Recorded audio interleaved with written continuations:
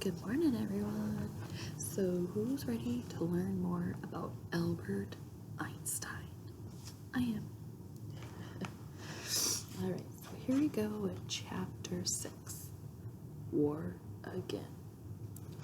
Unless the cause of peace, based on law, gathers behind it the force and zeal of religion, it hardly can hope to succeed.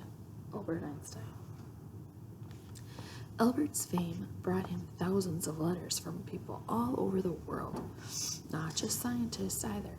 Kids, newspaper reporters, political leaders, college students, they all wrote to him. Many of the letters came from Jewish people right in Germany. They were kept out of schools, denied jobs, and not allowed to vote. Albert was Jewish. Couldn't he do anything? For a long time, Albert wanted to help create a homeland for Jewish people. The current Jewish nation of Israel did not exist in the early 1900s. The land where Israel is now was called Palestine. Like many other Jews, Albert thought that this area was where a Jewish homeland belonged. In 1921, Albert traveled with other important Jewish people to the United States. He wanted to raise money for a Jewish homeland in Palestine. Albert enjoyed the long boat trip from Europe to America. He looked out at the endless ocean and felt dissolved and immersed in nature.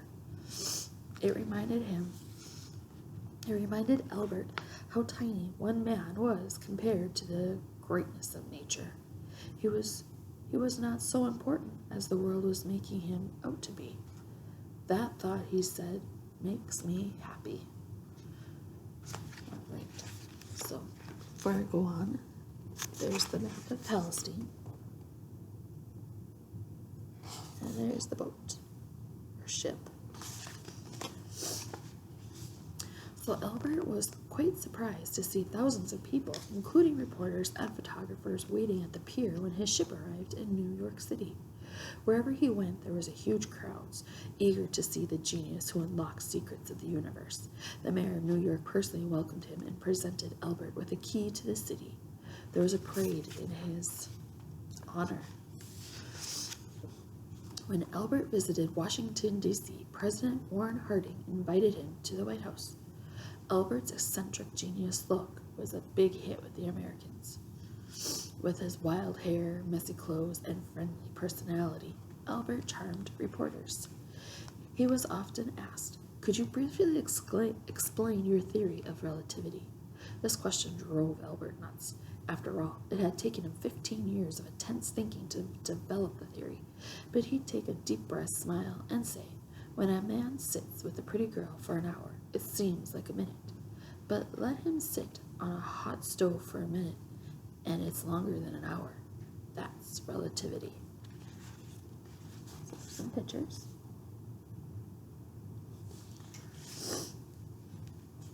Although Albert was a superstar in the United States, he was an unwanted problem in Germany. Although he had his teaching job in Berlin, it became harder for Albert to stay in Germany with each passing year. After the Nazis took control of Germany in the 1930s, Albert's life was increasingly in danger. Nazis hated Jews, intellectuals, and pacifists. Albert was all three. When Nazis emptied university libraries of their books and burned them, it was often Albert's books that topped the huge bonfires. By 1930, Albert had done most of his best scientific thinking. His focus now was on politics and public speaking. This made the Nazis even angrier. For his safety, Elsa pleaded with Albert to stop speaking out against the Nazis. He refused. He said, "I wouldn't be Einstein if I kept quiet." He also refused to leave Germany, even though more and more friends and family begged him to. There's the Nazis. And the Nazi flag. The Einsteins did, however, take many trips to more welcoming countries. They traveled to the Middle East, to Asia, and to the west coast of the United States. Everywhere they went, they were greeted by large cheering crowds. Japan even declared the day of Albert's arrival there a national holiday. In Spain, he was greeted by the king and thousands of fans. Albert received honorary degrees from Oxford, Cambridge, the Sorbonne, Harvard, and many other universities around the world. He was a guest professor, raised funds for Jewish causes, and warned of the growing political hatred in Germany. How strange for Albert to be adored all over the world except in the country where he had been born. The Nazis published a book called 100 Authors Against Einstein. All Albert said was, "Why 100? If I were wrong, one would have been enough."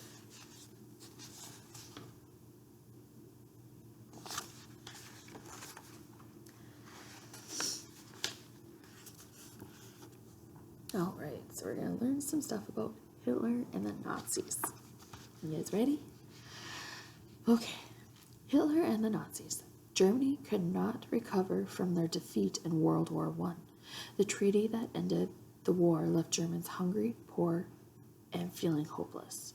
The Nazis, National Socialist Party, blamed Germany's problems on people of the Jewish religion. By the early 1930s, the Nazi Party had grown from a small band of people with extremely dangerous ideas to the most powerful political party in Germany. The Nazis were led by Adolf Hitler, who became Chancellor of Germany in 1933. Hitler's government denied Jews a normal life. They could not go to school, hold jobs, own property, or worship. Eventually, the Nazis began murdering the Jews. They wanted to wipe every Jew off the face of the earth. The Nazis killed 6 million Jews before World War II ended in 1945, and Germany was defeated. 6 million. That is a lot. And there's the Nazi flag and Hitler.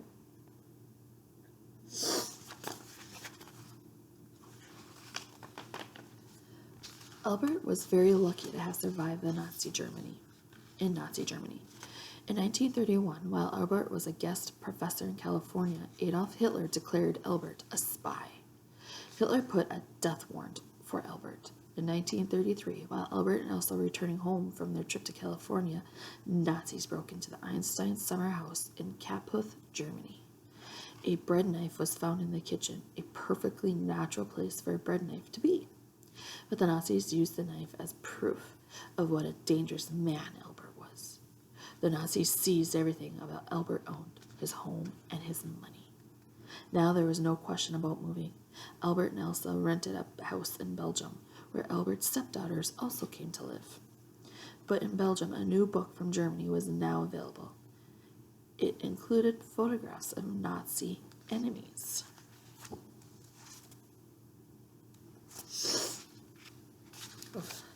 Albert's photo was on the very first page with the words, "Not yet hanged," printed next to it. Belgium was not a safe place to stay either. But where would the Einsteins go? England? No. Elsa was afraid to live there. In England, the Nazis had offered a huge reward for Albert's murder. Albert joked, "I never knew that I was worth so much." In the end, Albert and Elsa decided that the United States would be their new home. Albert became a professor of mathematics at the Institute for Advanced Study in Princeton, New Jersey. Albert asked for a salary of $3,000. Elsa got that up to $16,000. By the end of 1933, he and Elsa had settled into the small college town. There's some more pictures. The earlier years in Princeton were very difficult. Albert was 54 years old. He was not a young man. He was no longer startling the world with new ideas.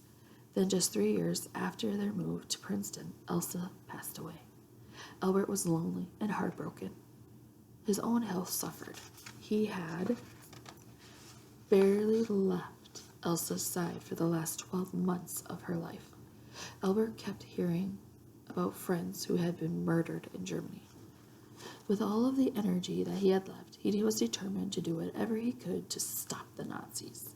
He played the violin at fundraising concerts, but that was not going to put an end to Hitler. Albert's famous equation, E equals mc squared, said that if just a few atoms were converted to energy, the amount of energy produced would be massive. In 1939, Albert learned that European scientists were at work trying to make an atomic bomb. Albert feared that the Germans would do it if they were the first to build such a bomb. So Albert wrote a letter to the President of the United States, Franklin D. Roosevelt. He asked that the United States begin developing an atomic bomb right away. This could not have been an easy letter for a man like Albert to write. He hated war. He hated weapons.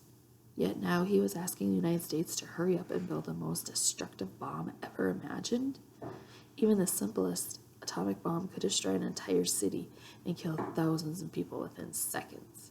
But Albert thought that it would be worse if the Nazis were the only ones with a sudden weapon. Partly because of Albert's letter, President Roosevelt had secret work begun on building an atomic bomb. All right, so now let's learn about the atomic bomb. In World War II, Japan forces with Germany and Italy. So now there were two fronts, or areas of battle, Europe and the islands in the Pacific Ocean. In late 1941, the United States joined the countries England and France in the fight against Germany and Japan. American troops were sent to both battlefronts.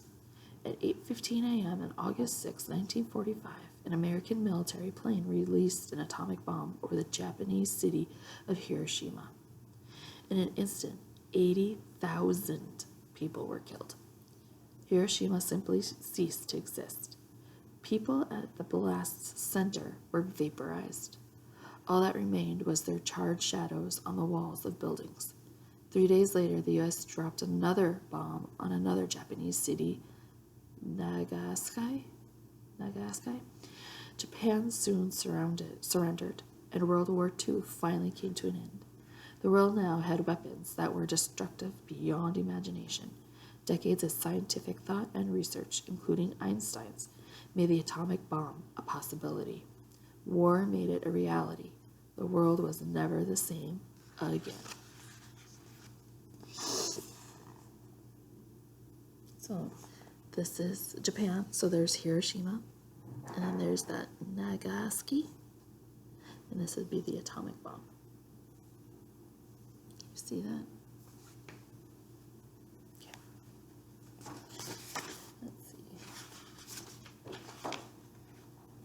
Oh, and this is what it looked like. So there's that big cloud of smoke after they bombed the atomic bomb. Albert later reflected on this moment in world history. I made one great mistake in my life when I signed the letter to President Roosevelt recommending that atom bombs be made. But there was some justification, the danger that the Germans would make them. After World War II, Albert spent time and energy trying to limit the development of atomic weapons. I do not know how the Third World War will be fought, he warned, but I do know how the Fourth will, with sticks and stones. What he meant was that after a third world war with atomic bombs, the modern world would be destroyed and the humans would have to go back to living like cavemen. We scientists, Albert said, must consider it our solemn duty to do all of our power in preventing these weapons from being used. Even today, some people blame Einstein for the atom bomb because he discovered the relationship between mass and energy. But can anybody blame Isaac Newton, who first explained the laws of gravity for every plane that crashes to the ground? In 1940, at age 61, Albert became a citizen of the United States. For the rest of his life, he remained in Princeton, New Jersey, and worked on something called the Unified Field Theory. But surprisingly, Albert never produced a finished theory. In many ways, Albert's life had become full circle. Toward the end of his life, he wrote, I am generally regarded as a sort of petrified object, rendered deaf and blind by the years. He loved to take walks just as he always had, and although Albert never drove a car, he loved to sail. He would take out a one-engine boat, aim it at the other boats, and then, at the last moment, swerve aside. dangerous.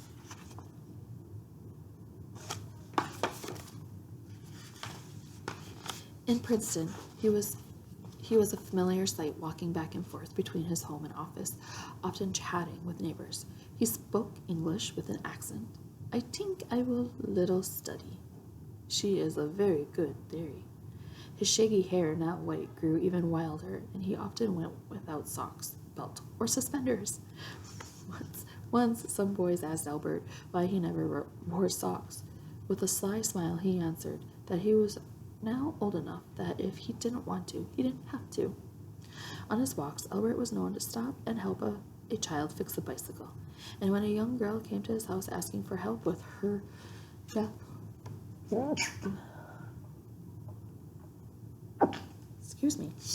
with her math homework, Albert not only did just that, but shared his lunch of a can of baked beans with her. As for his own children, Albert rarely saw his sons. Hans Albert had fled Nazi Germany and later moved to California. Edward and Maliva remained safe in Switzerland, where Maliva died in 1948. Albert's sister and best friend, Maya, came to live with him in Princeton. As a child, Albert had a horrible temper that once led him to hit Maya in the head. In these later years, he'd smile and say, "To be the sister of a thinker, you must have a very thick skull." Life in Princeton was pleasant. In the evenings, just as Albert and his mother used to play duets, he played violin with other musicians. He ended up spending the last 20 years of his life at his house at 112 Mercer Street in Princeton. He loved the old house, its gardens, and the way the light came through the windows. When they first moved to Mercer Street, Elsa had a picture window put in Albert's study. From there, Albert could enjoy the beauty and mystery of nature as he always had, watching birds fly, flowers bloom in the morning sunrise. All right, so that was chapter 6. I'll be back later for chapter 7. Have a great day.